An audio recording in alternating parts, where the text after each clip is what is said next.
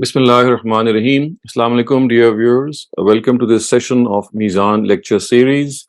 In the previous session, we had started off with the preaching Shariah, as has been mentioned in Ustaz Ghamidi's Meezan. We have seen that how his preaching obligation, the way it has been mentioned in the Quran, has been divided into various categories.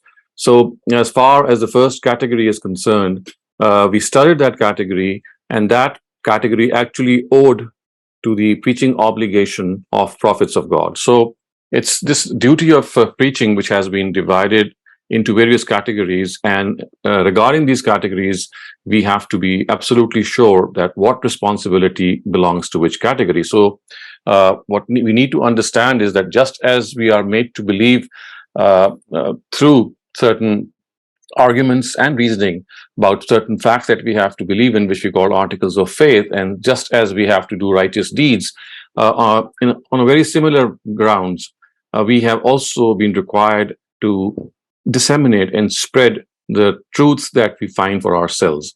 However, this responsibility or the extent of this responsibility is different in different categories. So we had seen that these categories are five basically. So we have a category in which the preaching obligation of the prophets of God is mentioned. Then we have a category in which the preaching obligation of Abraham's progeny is mentioned.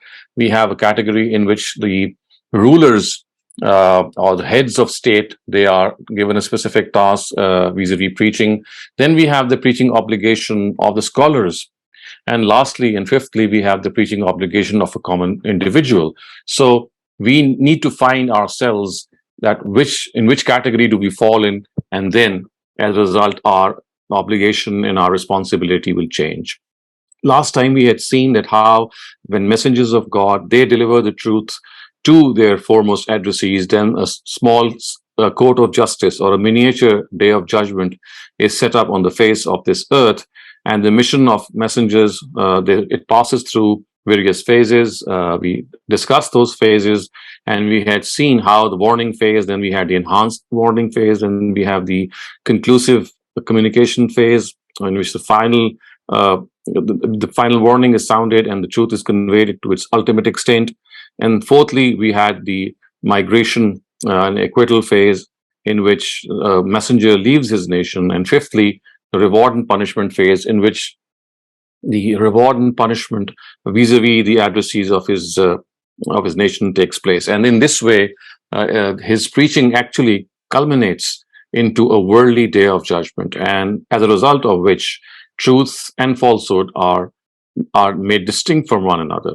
So now today we will go on to the next category, and that is the category that we call the category in which the preaching obligation of Abraham's progeny is described. So Abraham's progeny has a very special status in the Quran, and the Quran has said that if the progeny of Abraham, if they adhere to the truth, then they will lead all nations of the world. And if they deviate from it, they will be deposed from this position and will have to face the punishment of humiliation and subjugation. So you'll find that in Surah Baqarah, in the very beginning, they are reminded of this obligation by these words, "Awfu bi ahdi, ufi bi ahdikum." Keep my covenant and I will keep yours.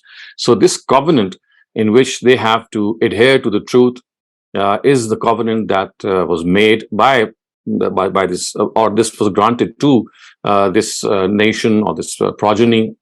And as a result, the Almighty said that if you do your part of the deal, then what I will do is that I will grant you the leadership of all the nations of the world.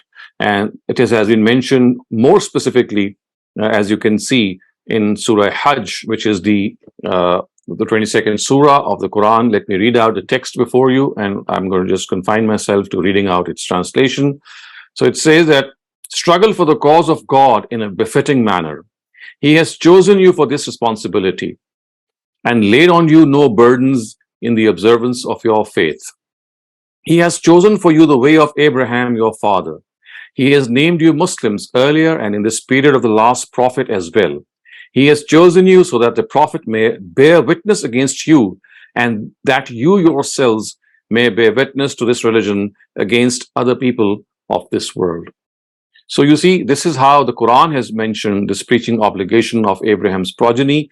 And also, you can see that it was Abraham who had named this progeny as Muslim. So the Quran is specific that the word Muslim was given to his progeny. So Jews and Christians and Muslims, basically all of them were named as Muslims by him. I mean, because he was the progenitor, he was the forefather.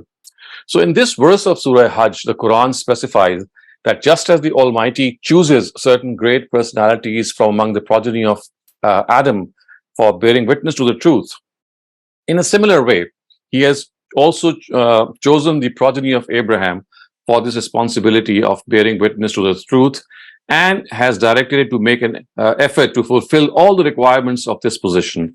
So this has been said in the following verse of the Quran in a very, very clear tone. It says, Inna Allah hastafa Adama wa Nuhan wa ala Ibrahim wa ala Imrana al alamin. God chose Adam and Noah and Abraham's progeny and the progeny of Imran above the people of the world, which means they were chosen for a particular task. So you see, you can clearly see the word Al Ibrahim. So Al Ibrahim is the progeny of Abraham.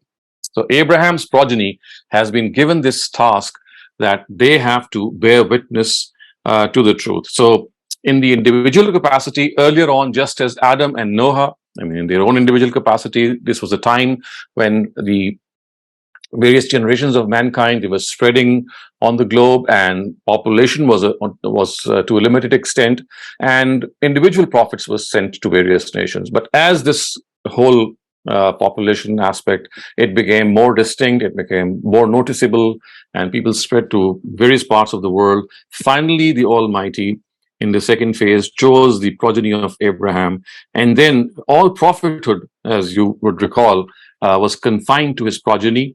And in this regard, Abraham's progeny has been given this duty to convey the truth. Now, this progeny of Abraham is that if they adhere to the truth, they will lead all nations. This is something of a given. And if we are able to understand this fact, we'll find that as far as the Quran is concerned, if you relate to the history, the way the Quran has mentioned this history, you'll find that the Quran actually said that Abraham was put through various trials and tests. Of course, the trial of his own nation, in which they decided to even burn him.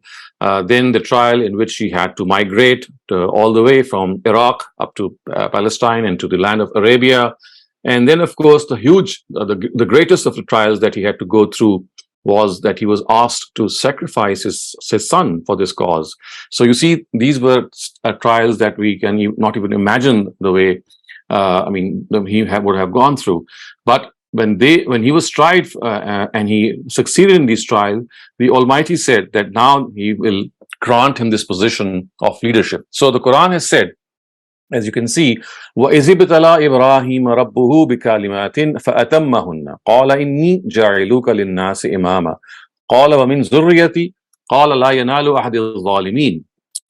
So, and recall when Abraham was put to trial by his Lord in a few things, and these few things, they are of course not mentioned here, but as I said, they are mentioned in various verses of the Quran, and we know that these trials were extreme trials, and he had to undergo a lot of consternation, a lot of it was not. It was. We do feel that some of these trials they needed superhuman effort, and lo and behold, we found him giving this sterling effort on his own part. So it says that he tried him in a few things, and he fulfilled them, which means that he was successful in these trials. So at this, God said, "I have decided to appoint you the leader of mankind." I have decided to appoint you the leader of mankind. And then Abraham asked in a very innocent way, and what about my descendants? So, yes, thank you very much, God, that you have appointed me and rewarded me for my services, and in a way that I have been appointed a leader of mankind. But what about my descendants? Will they also occupy the same position? In other words, he was asking about his progeny.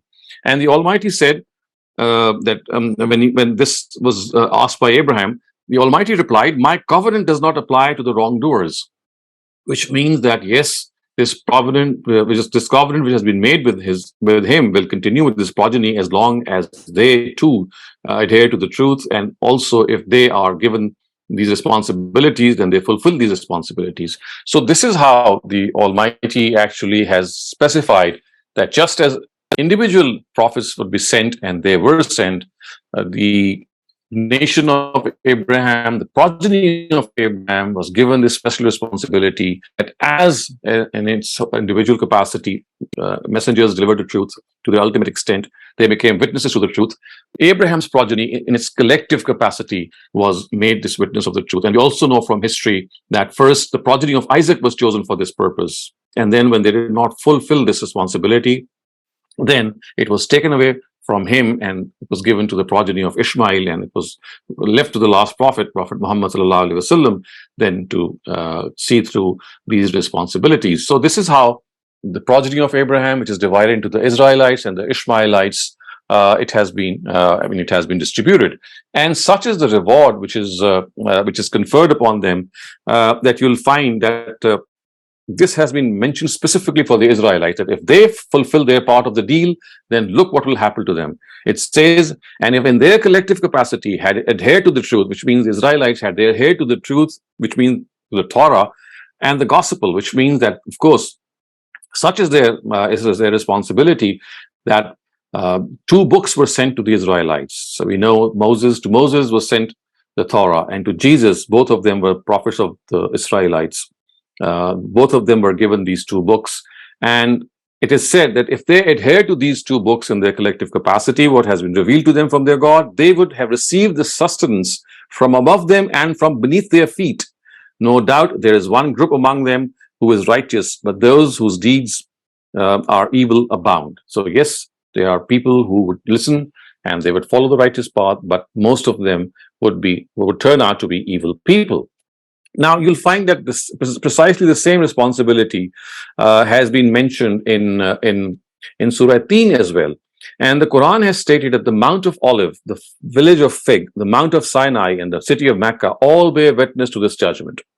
The Mount of Olive is the place where, after Jesus was lifted, the punishment of those who had rejected him was to continue until the day of judgment. It was also at this place that the Nasara, a new ummah from among the Israelites who professed faith in him, was constituted. Now, Fig is a village situated on this mountain. In the Bible, it is referred to as Beth Phage.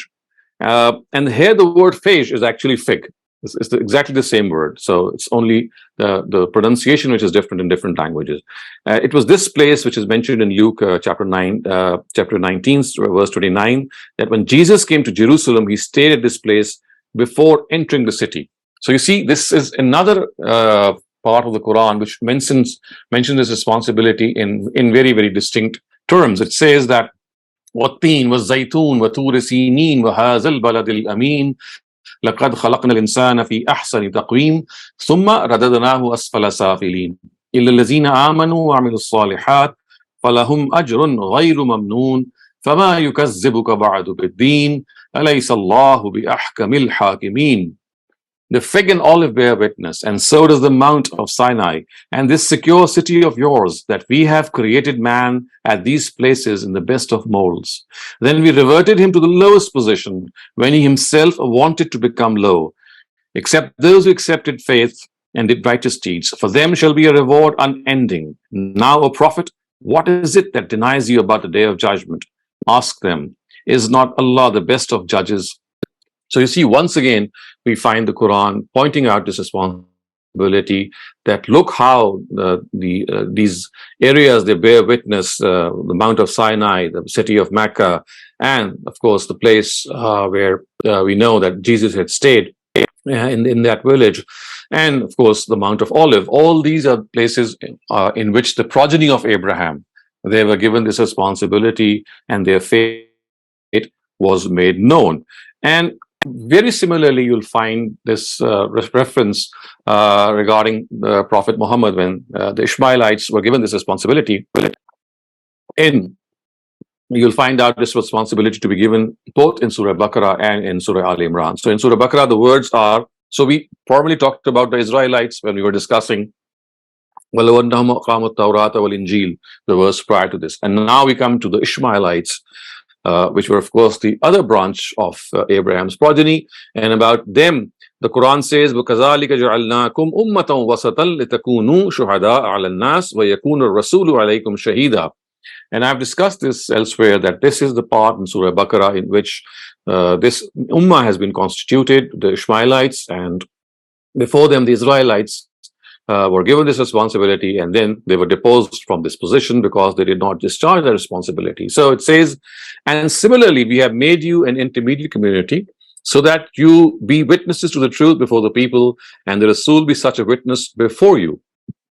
And then in Surah Al Imran, precisely the same responsibility has been mentioned in slightly different words. And by appointing the Ishmaelites to this position, it is said, كنتم خير أمة أخرجت للناس تأمرون بالمعروف وتنهون عن المنكر وتؤمنون بالله. You are the noblest community raised up for mankind to bear witness to the truth before it, because you urge each other to good and forbid evil, and you truly believe in God. So this verse, kuntum khayra ummatin, must be understood that it refers to the Ishmaelites, and in particular, when they were given this responsibility in the times of Prophet Muhammad, they were the Sahaba who were given this responsibility. So after them, of course, we know how this responsibility was shirked. It was not properly followed. It was not given the due that it should have been given, and this happened in various periods of time. But the Sahaba did honor this covenant, and we know until the situation existed in the Sahaba, they were governing in a governing situation. Then these responsibilities were being discharged in a very faithful and sincere way.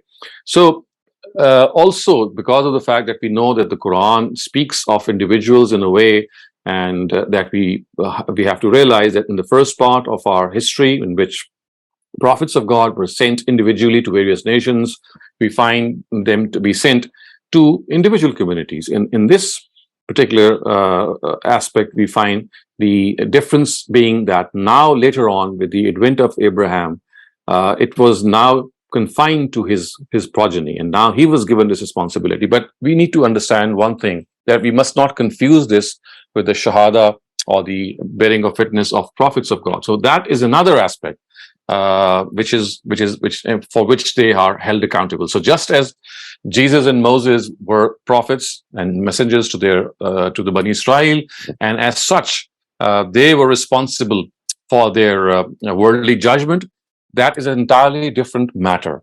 And now is another matter that we are discussing, and that is then in their collective capacity, there is another law which the Almighty has mentioned in the Quran, that if the progeny of Abraham it adheres to truth and justice, then for them is leadership, and that leadership will be provided to Abraham's progeny by God Himself in a way that He will make things work out for them. It's not that they are going to take up arms or work for that position as they did in the case of the previous category. So in the previous category, it was the messengers in their individual capacity who are being talked about.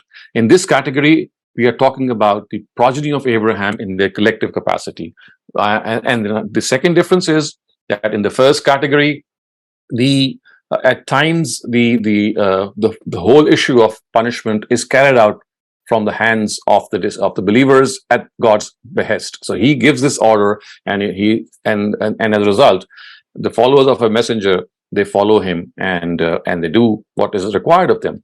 But in this case, there is no measure or step to be taken. Once that step is taken, which means that you have to adhere to truth and justice in your internal system as a collectivity. Once that happens, then the Almighty says that I will make the circumstances such that the whole progeny of Abraham would prevail on other nations of the world. So you see, this distinction must be understood. Otherwise, we will end up confusing the nature of obligation of Abraham's progeny with the nature of obligation of individual messengers of God. And they belong to the pre-Abrahamic era and to the Abrahamic era both. So this has to be understood.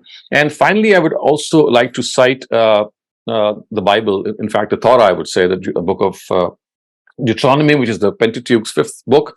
So this is chapter number 28, verses 1 to 25.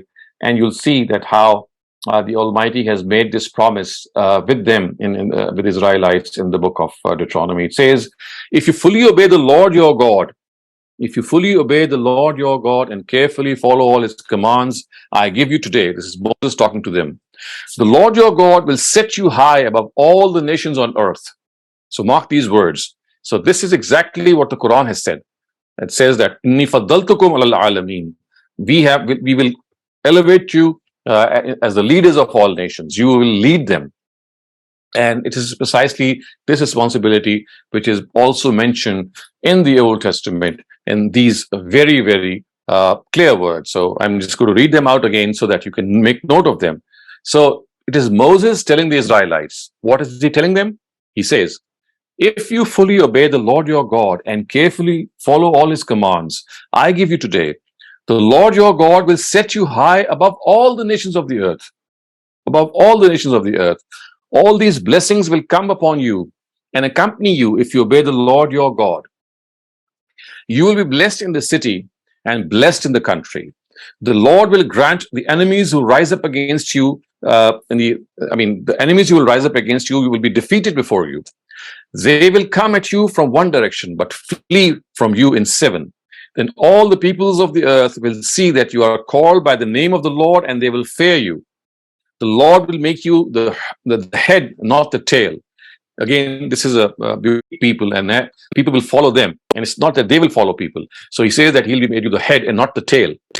If you pay attention to the commands of your Lord your God that I give you this day and carefully follow them, you will always be at the top, never at the bottom. You see, this promise is repeated once again. And you can see that in the course of these 25 verses, this promise is repeated in different ways so that it is hammered into their mind that all that you need to do is to follow the Torah and the gospel. If you do that, then you will be granted the leadership of the whole world, the rest of the world.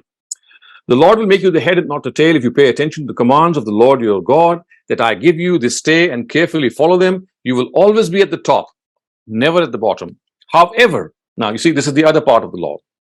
However, if you do not obey the Lord your God and do not carefully follow all his commands and decrees I am giving today, all these curses will come upon you and overtake you. You will be cursed in the city and cursed in the country. The Lord will cause you to be defeated before your enemies. You will come at them from one direction, but flee from them in seven. And you will become a thing of horror to all the kingdoms on earth. So you see, the promise is twofold, that if you adhere to truth and justice, if you adhere to the commands of God, then the Almighty will make you lead the rest of the nations. But if this is not so, it's not just they will not lead those nations. This is just one aspect. On the other hand, the Almighty says that he will make you an example before the rest of the nations. You will become a horror before them, and you will be cursed in the city and you will be cursed in the country. So you see, this is how the promise has been mentioned. So it's like a two-edged sword. It's not just the fact that they are to follow it and then they'll be given this kingdom or this leadership. No, if they don't follow it, it will be the reverse, that they will be at the bottom and other nations will lead them. And as far as they are concerned, they will be at the rock bottom. So you see how we come to this conclusion that as far as this preaching is concerned, that you have to understand that it's not mere preaching. It results in a miniature day of judgment on this earth. The history of this Shahada is that at the time of Noah, it started off, of course, with Noah, perhaps, and it continued with other prophets. But then in the second phase, it got confined in Abraham's progeny. But that individual aspect of a messenger has to be dealt with even in the post-Abrahamic era. So Abraham's progeny, in other words, has two statuses, I would say. So one as a collectivity, which is Abraham's nation. Of course, they have a collective existence, and then they have those Abrahamic prophets within them. So Jesus and Moses, just as in their collective capacity, they constitute Abraham's progeny, but in their individual capacities, they're also messengers of God. So for them, that law that we discussed last week will also apply. So this is how we have to understand it. And if we mix one with the other, we will not be able to make sense of a lot of verses in the Quran. And this would also end up in intermingling the responsibilities. And as I said, the other important thing is that in the case of the first responsibility, it is on many occasions, it is through the agency of the Almighty. The instruments of justice become these natural elements, and sometimes the swords of the believers. But in this case, in the case of Abraham's progeny, it's never the progeny who is going to take any initiative or launch an attack. No, the Almighty says in their case, He will create circumstances such that all that they need to do is they need to adhere to God's commands in their collective capacity. If they do this, then all that they will need to do is, I mean, there's nothing further that they need to do. The rest is what God will do for them, and He will grant them the leadership of mankind. So I think we have to also understand that as far as the Quran is concerned, there is another verse in the Quran which says that on the day of judgment, the shuhada would be called upon. I mean, I'm just presently going to cite this verse also before you, but the thing that is important here to from the verse, they are actually the progeny of Abraham.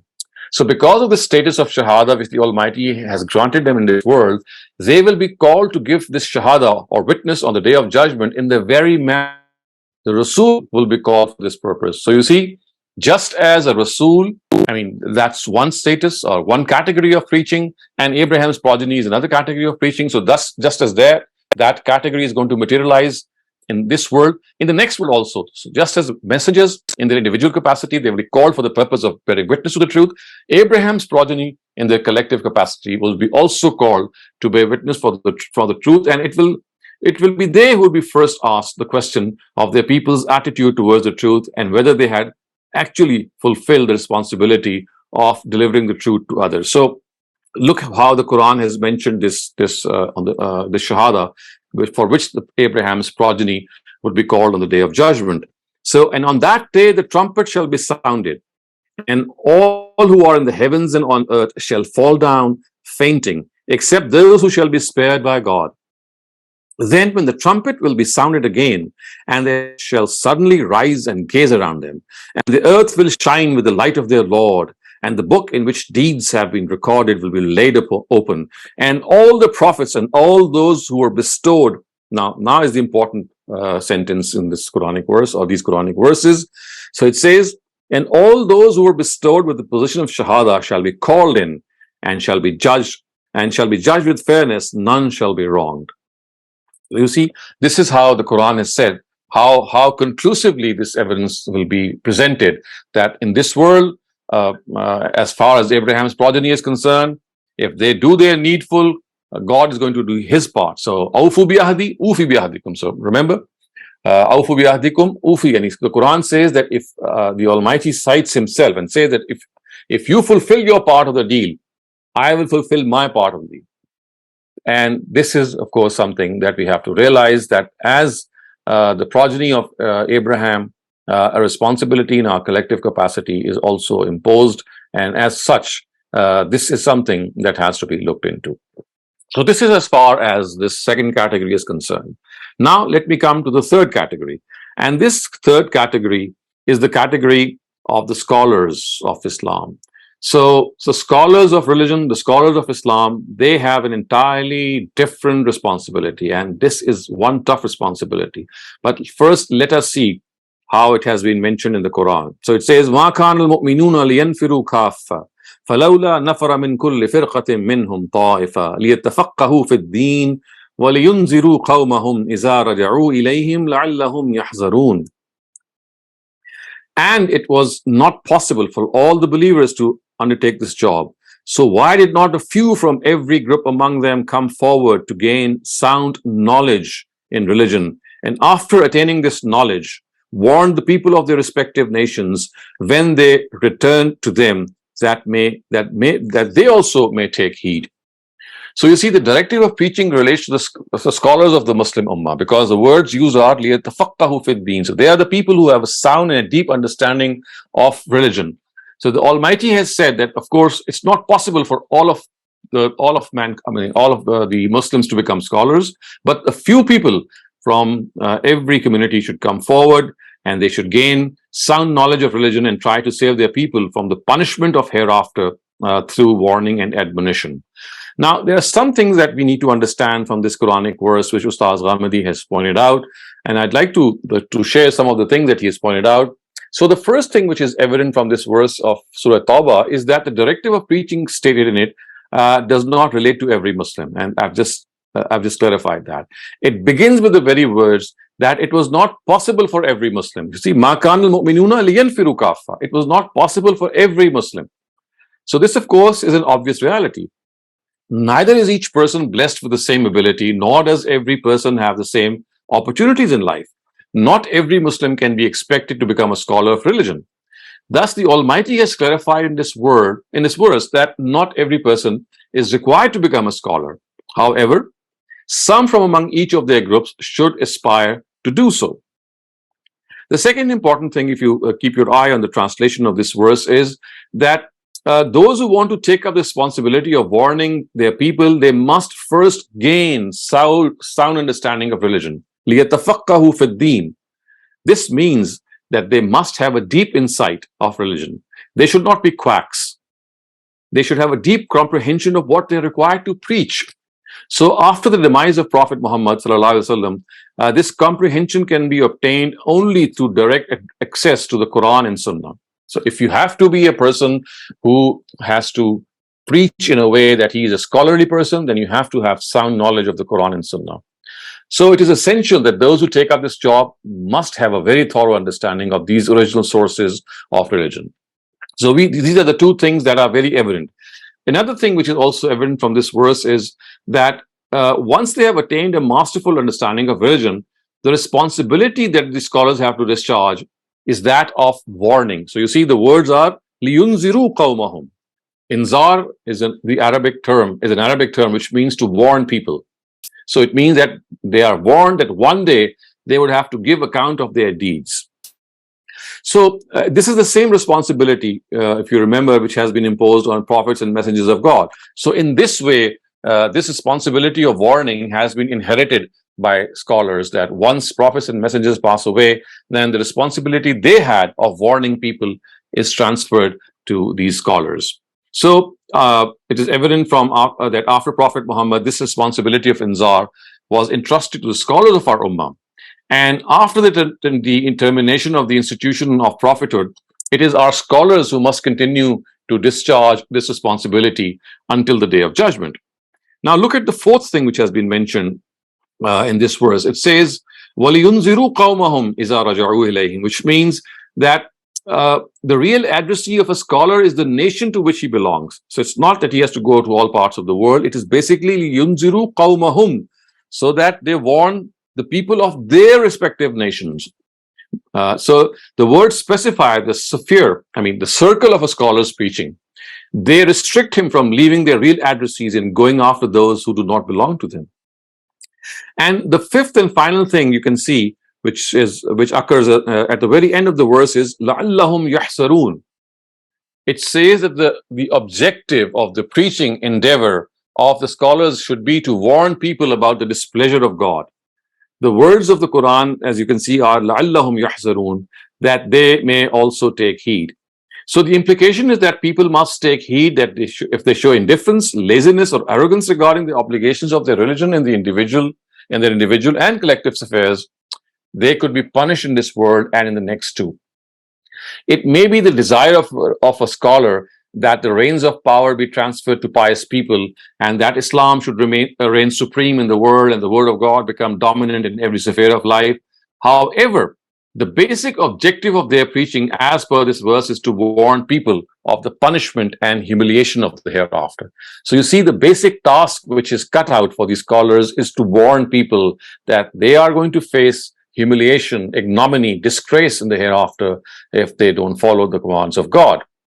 So we see that as far as this verse of Surah Tawbah is concerned, it requires scholars of Islam to keep alive their preaching endeavor according to their ability in every nation and every place with the spirit that has been mentioned earlier on. We have cited Surah Hajj, which says, وَجَاهِدُوا فِي اللَّهِ حَقَّ جِهَادِهِ, which means that they should strive for the cause of God the way they should strive. So with deep concern and empathy, they should keep warning the people of their nation as well as those in the authority, those who are have the reins of authority of their obligation and their duties. They should try to explain Islam to them at various levels. They should call them to the truth from various angles. They should warn them of the consequences of showing indifference to the truth.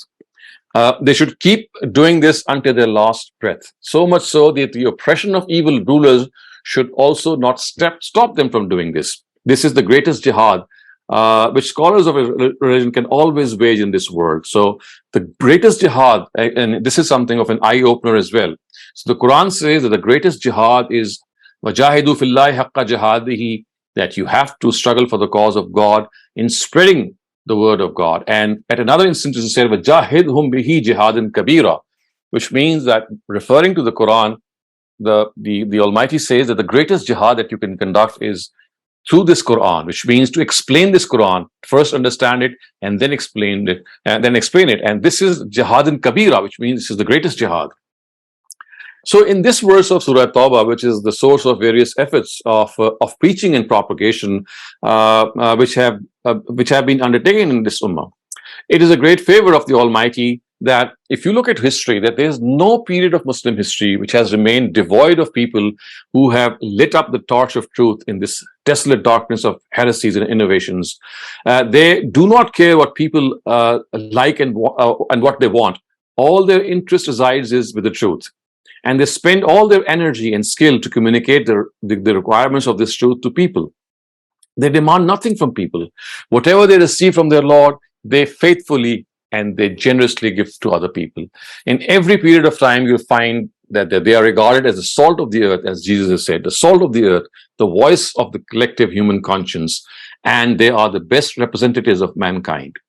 So it is this nature of preaching of the scholars that we have to understand, and it has also been made a subject of the Quran, that how is the style of preaching which Quran guides them to. In the first place, scholars should have so much faith in the truth that they go about preaching, that it should be the voice of their own hearts and the call of their own souls. Only after totally submitting themselves to the Almighty should they enter this field, and should they declare from all their heart and soul that they have professed faith in what they are calling people to. And therefore, in this regard, this is something of a huge responsibility. Secondly, there should be no contradiction between what they believe and what they actually do. So there has to be complete harmony in their beliefs and in their actions. Whatever ideology or truth they want to preach others should be first practiced by them. The Quran is absolutely clear that this is not a work of preachers who do not practice what they preach. So if you are a person, or a scholar is a person who does not practice what he preaches, then it is going to be an absolutely ineffective step on his part. It is the work of people whose preaching foremost addresses themselves. So in other words, what they preach others is addressed first to their own souls, and who force themselves to accept the truth which they understood from their Lord. So in its complete form.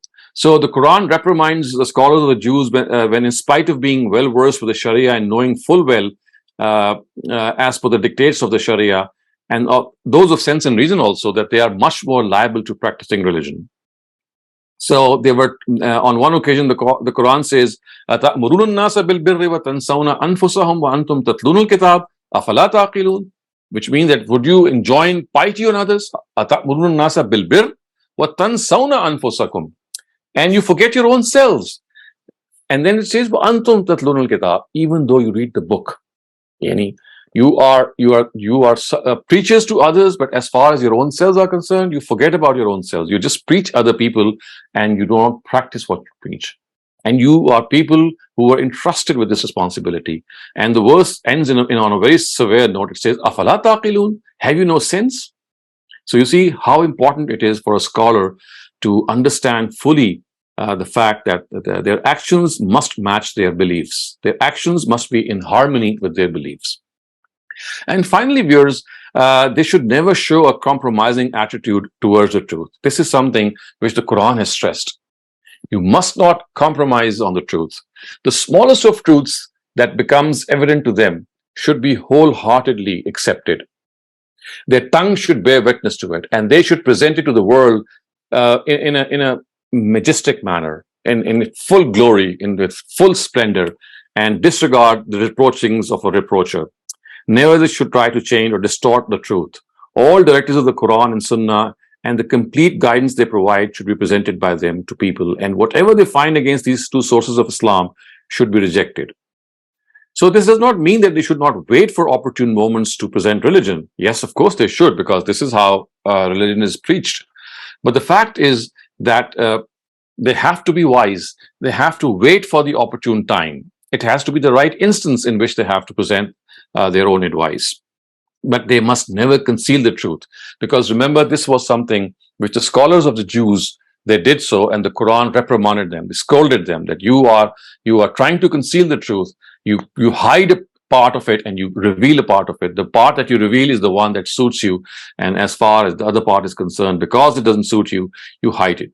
So the Almighty has said that as far as prophets who have been sent for this inzar or warning is concerned, they will be they are not meant to put through any discomfort. I mean, it's not that they'll not be put through any discomfort. It is only befitting for them to discharge their duty, disregarding the reproaches of any person who might reproach them, who might criticize them. So this is a brief summary, dear viewers, and I will end my session here. We will have another session on this preaching Sharia. But just to sum up what we have discussed today, you've discussed two categories of preaching. We already discussed the first category in our last session. The two categories that we discussed today, one of them was the category in which the progeny of Abraham has been given this responsibility. And we also discussed distinctly how the Quran makes it clear that this progeny, the way it has been historically, we have brought it forth, the way we have seen them. First, this responsibility was given to the progeny of Isaac, and then to the progeny of Ishmael. But of course, both of them are Banu Abraham, which means they are the children of Abraham. And then we also discussed the responsibility of scholars of religion, that they have to restrain themselves and contain themselves and restrict themselves to warning, and they have to base their warning on the Quran. They must have a deep understanding of religion. They must not leave their nation and start preaching other people. It has to be their nation, because the Quran says they should come back to your own nation and warn them. And the nature of their warning, of course, has to be to warn people of the hereafter. So inshallah, in our next sessions, we will take up the remaining categories. The two of them remain. One of them is the responsibility, the preaching responsibility of the rulers of a Muslim state. And the other responsibility, which might relate more to all of us, is the responsibility of preaching, which a common individual or a common man, a common person, or common Muslim needs to have to fulfill. So I will now close my session here, and if you have any questions, please bring them forth. Thank you very much, Dr. Saleem. Our first question comes from Imran. Imran, please go ahead. Assalamu alaikum, Dr. Saleem. Thank you very much. Mashallah, very good explanation. The first question I have as part of the question is from Surah Tawbah, where it says the scholars, Ta'ifatun liyatafaqahu fi din. Then it says that they will return to their people, إِذَا رَجَعُوا إِلَيْهِمْ لَأَلَّهُمْ يَهْذَرُونَ. So this لَأَلَّهُمْ يَهْذَرُونَ is for their people, right? For their nations. Right. For the nations.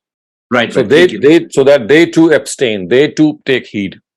So it's towards the nation. These words actually relate to the people to whom they will preach.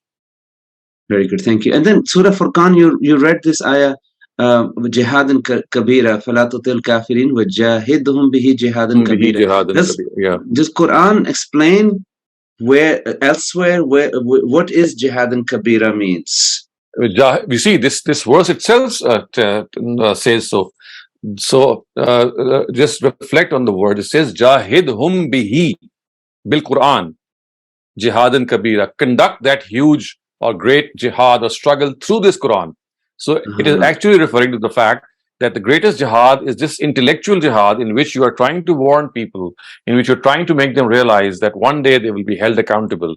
And you're not using any history or anecdotes or culture to do that. You are using the Quran. So the words are jahidhum bil Quran. And you strive through this Quran, and this effort to the Quran has been called as jihad in kabira, the great jihad. I see. This is he is going back to Quran then. Thank you. It's back to the Quran. Yeah. Barakallah fiqh. Thank you very much. Thank you. Adil Qureshi, please go ahead. I guess I'll start with the off-topic questions first and hold the on-topic questions and hold off the off-topic for later. So I have a couple on-topic questions. Dr. Saab, you translated Summa Radadna Asfala Safilin as when he wanted to become low. Where did you come up with that part of translation, that when he wanted to become low? Because I think it's not in the Arabic. It's found in Safilin. Radadnahu Asfala Safilin. So when they wanted to become so, God reverted them to this position. I mean, this is something which is you'll find in the verse itself. Suppressed in the verse. I thought it's Mafule Mutlaq. Safilin is not Mafule Mutlaq. This is some other. It is Asfala Safilin. I mean, Safilin is the. I mean, Asfal is the governed noun, which is the muzaf, and Safilin is the muzaf ilayh of that. Okay. And so you see, this is a law which has been mentioned in elsewhere in the Quran, that when the Almighty only turns people to the lowest of the low when they themselves become worthy of it as a punishment. So these parallel verses of the Quran, they give you this deduction that has been made here. It's not that God is going to make them do so. And the other important thing that you have to realize is Summa Radadnahu, which means that they were not in this position. They ended up in this position because of their own misdeeds. So earlier on, God created people in the best of molds, at Teen, at Zaytun, at Tur Sinin, at the Mount of Sinai, at city of Mecca. They were in this glorious position. But when they themselves decided to go low, God said, okay, this is what you want, so this is what you get. So this is something that you understand from the context and from parallel verses, that when the Almighty punishes people, it's not that he punishes them without any reason. It's only when they themselves become worthy of it that they do so. This is something very similar mentioned elsewhere in the Quran, that he seals your heart. He puts a seal on your heart.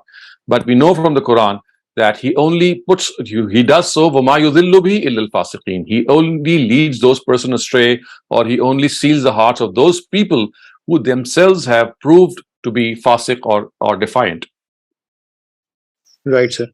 So the second question is about this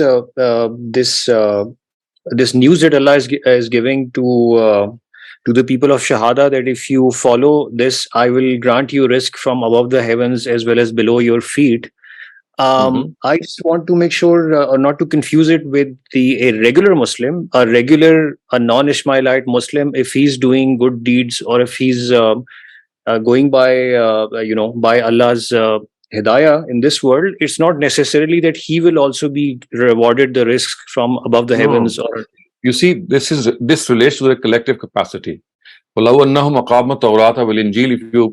you take out this verse from the Quran, you'll find out that it addresses the Israelites in their collective capacity. It's not in their individual capacity. A person is not being given this glad tiding. The Israelites as a collectivity are given this that if they adhere to the responsibility of the Torah and the Injil, they follow the commands of God the way these books mention, then this is how the Almighty is going to reward them. Right, but an average Pakistani who's a non-Ishmaelite right now, it's not necessary that if he does all of these things, he will also be granted. Not. No. Remember, these verses, you see, the Banu Abraham, or the progeny of Abraham, is the progeny of Abraham in its collective form. It is, this promise does not relate to individuals in their individual capacity. It relates to them in their collective capacity. So the Banu Abraham, of course, the Israelites and the Ishmaelites, they succeeded them. And today, of course, the Ishmaelites are scattered all over the world. Yes, we have the Hashemite kingdom of Morocco, of parts of Jordan and some other areas. But it's not that they are in the form of one collectivity. They are all scattered. So the promise of the Quran is that if the Ishmaelites, and then those, of course, people like us who follow suit, and although they are not Ishmaelites, but they are like secondary people who enter into their folds, of course, they would be part of this as well. Right. So my last question is, So about the scholars of Islam and the fact that they can do inzar to their own nations, to their own communities, that inzar is applicable for both the communities who are Muslim as well as non-Muslims, or their inzar is specific to the people who have not yet accepted the faith, non-Muslim.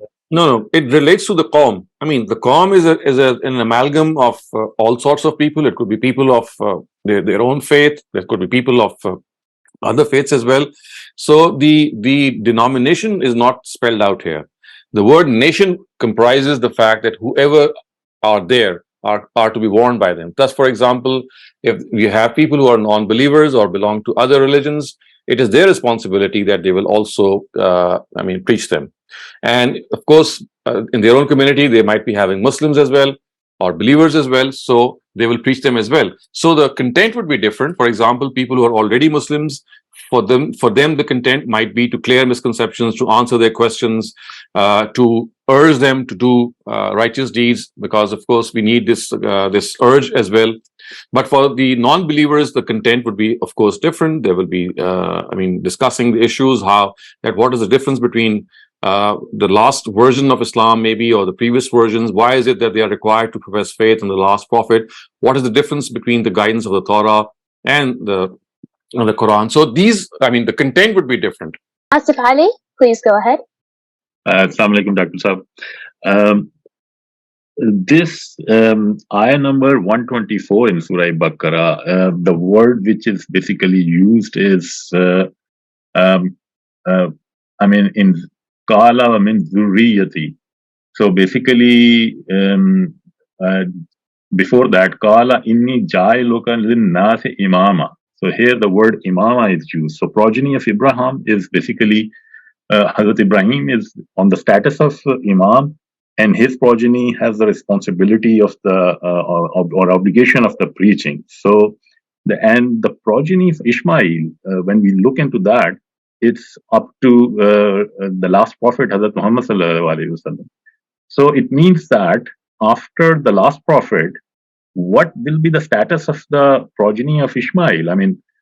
It means that the progeny of Ishmael, what is the rationale behind it? That, okay, after Muhammad, there is no special status given to progeny of Ishmael like it was given to progeny of Abraham. No, this is precisely what I've been explaining.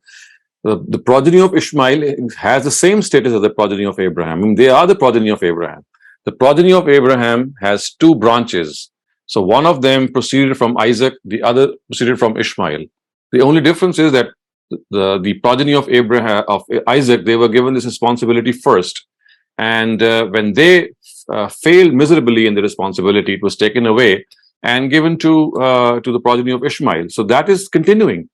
This is still there. And in their collective capacity, if they don't adhere to the truth, we've just seen that they would be humiliated in this world. And this is what is happening today, actually.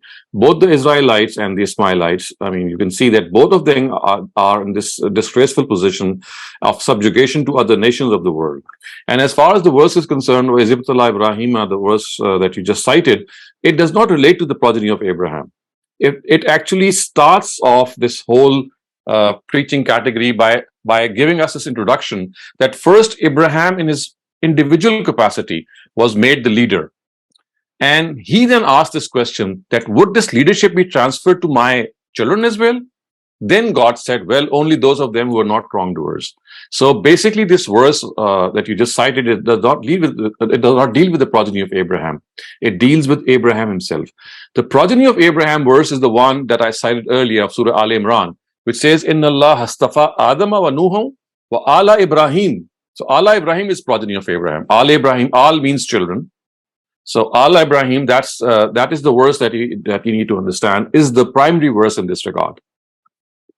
So the children of Muhammad sallallahu alaihi wasallam, you are saying that they are not fulfilling their responsibility. So that's the reason. It's not the children of Muhammad. It's the progeny of Ishmael.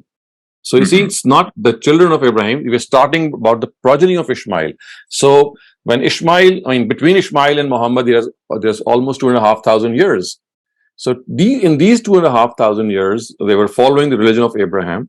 And when the Israelites were deposed after the passing away of, after Jesus. He was the last Jew, he was the last prophet of the Israelites.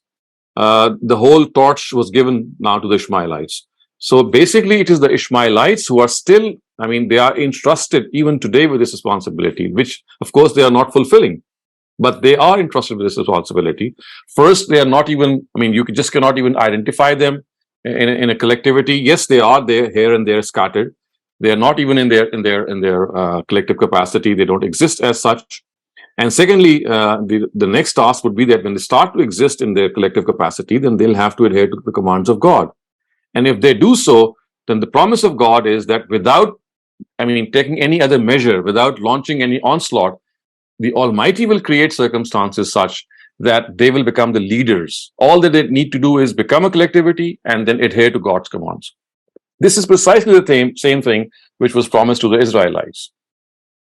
And that basically uprise, or you can say, let's say, if they will collectively come together and then go back to the promise which of the God, it doesn't mean that materially or in science and technology or in other ways. It doesn't mean that. No. Yeah. That is not. As far as the Quran is concerned, it does not talk about that. It says that as far as your own, the fact that you're going to lead mankind is concerned, you need to follow the commands of God. I see. If you remember this, the citation that I presented before you of the book of Deuteronomy, you'll find them. It specifically says the commands of God. Mm-hmm. Okay, so it doesn't mean any science and technology leadership. It doesn't. You see, that is something of a. This is something of another. This is a different area. Of course, a person or a nation who is going to rise, then of course that rise is also to be governed by some of the other phenomena. But then that is a phenomena which does not relate to the nation of Abraham. It relates to a nation in general. For example, people who belong to a particular country or to a particular area. So that particular advancement relates to individual countries. So that is the promise which is mentioned elsewhere in the Quran. And it says that in Allah la yughayyiru, the Almighty does not change a nation's status unless it changes its own status. So that is mentioned elsewhere. And the word qawm, or the way it has been mentioned there, it refers to people in their collective capacities. It does not refer to the progeny of Abraham. So you see, we have to make these three distinctions. One, individual messengers of God. They have a specific position. Two, we have the progeny of Abraham. Three, we have another law for a general rise and fall of nations, which means that they must adhere to knowledge and wisdom. And within this knowledge, of course, also comes scientific wisdom. But then this particular promise, this third one, does not relate to the progeny of Abraham. It relates to the general principle of rise and fall of other nations, or generally, today, because we don't have, we have nation states, so we can say that people or countries who adhere to this principle of scientific advancement, they will rise. Of course, they have to have other traits as well, but yes, this would be one of their traits. But for the progeny of Abraham, this is not even mentioned there. So the progeny of Abraham in their collective capacity, all that they need to do is to adhere to the commands of God. Thank you, sir. Thank you very much. Dr. Saleem, Riyaz, please go ahead. And since we're running short on time, we have 15 minutes remaining. Please limit yourself to one question so we can get through everyone's. Assalamu alaikum, Dr. Wa alaikum assalam. Dr. in the Surah Hajj, the ayah you mentioned, so is it the addressee is the Prophet Ismail, or is it also Quraysh also? The end of Surah Hajj. Of course, the Quraysh are being told. The Bani Ishmail, the people who were present there, they are being told. So basically, it's a Meccan surah. So we have to realize that this is a book this is a surah which belongs to the third chapter of the Quran, which starts off with Surah Yunus and ends on Surah Nur. So except for Surah Nur, all the surahs are Meccan, and Surah Hajj is a Meccan surah as well, and therefore the adversaries here are the Quraysh. So is it saying that we have given you the deen, there are no hardships? So does this mean that there were hardship for the Jews in their religion, what the Sharia was given I mean, to them? it says that Millat Abikum Ibrahim, Huwajtabakum Ma Ja'ala alaykum fi dini min haraj, which of course means that now some of the difficult parts or the difficult aspects that were made upon you, I mean, you were required to follow them as a result of your own rebelliousness, they have been taken away from you. So we have now eased it for you. Now you have to understand that you are succeeding these people, and as far as your own success is concerned, if you also, if you follow the path of God, then no extra burden will be laid upon you, as was the case with some of the previous nations. So, in other words, the hardship was given to them as a punishment, right? As a punishment. Yes, we know from the Quran, because at one instance the Quran says, "Zalika jazainahum bi baghyihim." This is what we did to them because of their rebelliousness. Okay, thank you. Thank you. We'll take some chat questions, and then if we still have time, we can come back to the remaining raised hands. So the first chat question asks, since Jews and Christians as well as Muslims are all progenies of Abraham, then are we supposed to take it in this way that Christians are prevailing financially and politically because they're following God's guidelines? No, this is another law of the Almighty which relates to the progeny of Abraham, and that is that which says in Surah Al Imran, وَجَعَلُوا الَّذِينَ اتَّبَعُوكَ فَوْقَ الَّذِينَ كَفَرُوا إِلَى يَوْمِ الْقِيَامَةِ, which means that the followers of Jesus are always going to prevail on people who denied him, which are the Israelites. So basically, this says it says that as far as the progeny of Abraham is concerned, because the Israelites had a tradition that so many numerous prophets came to them, one after the other. And now that they are after the life of Jesus and they have tried to crucify him, but God saved him from this crucifixion, the result of this is that the Almighty has decided that in this world, as long as this world goes on, the Christians will always prevail on the Jews.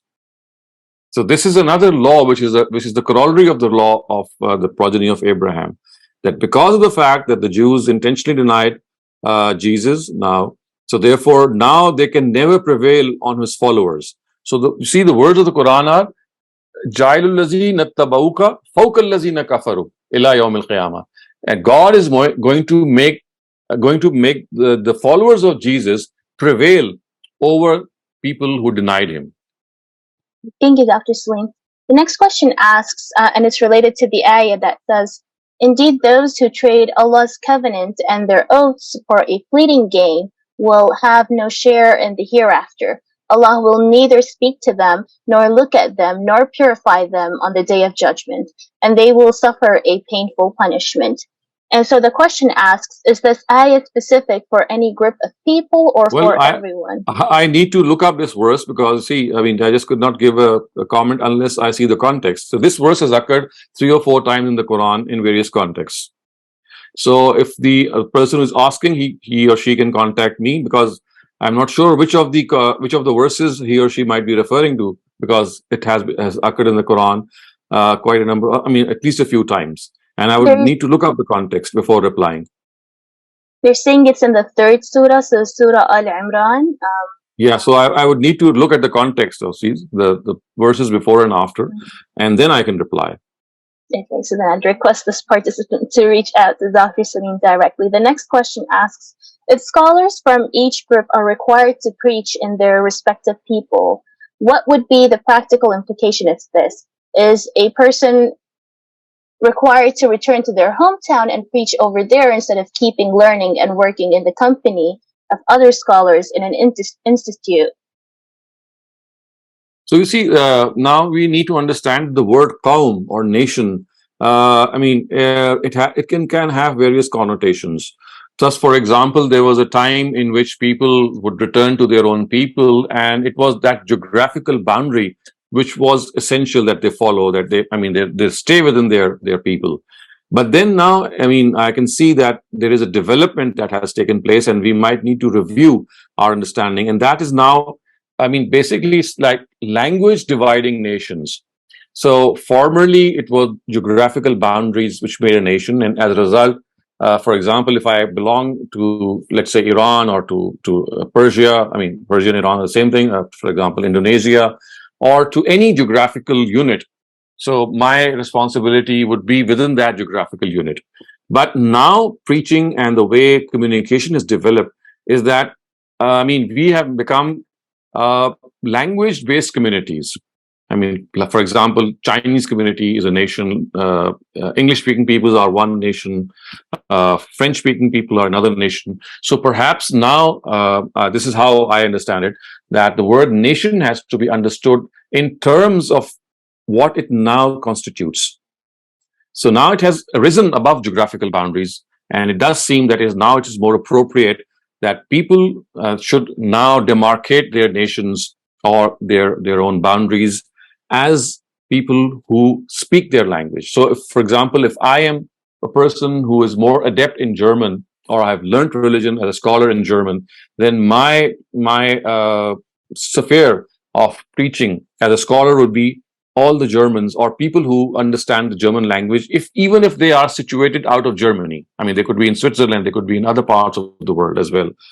Because of the fact that now communication has transcended these borders. I mean, it's not that we are confined to the borders in which we live. It's now like a global phenomenon. It's like one big place. So therefore, we are now, so to speak, one nation, but we are now divided amongst each other more on the basis of languages. So this is how I understand that basically today this concept of nationhood, the way Quran speaks of here, relates to the language that scholar speaks, and as such, all people who speak that language will now become his addressees. Of course, this would vary from the stature of a person to another person. I mean, a person could be of a stature that he could just address a few, people who belong to that a big category of, as if I continue with my example, of people who speak German, or he could extend that ambit to all German-speaking peoples. I don't know how long it's going to take to get this problem fixed. We only have 5 minutes remaining, so we might just end the session early. So inshallah, see you all next week, and take care.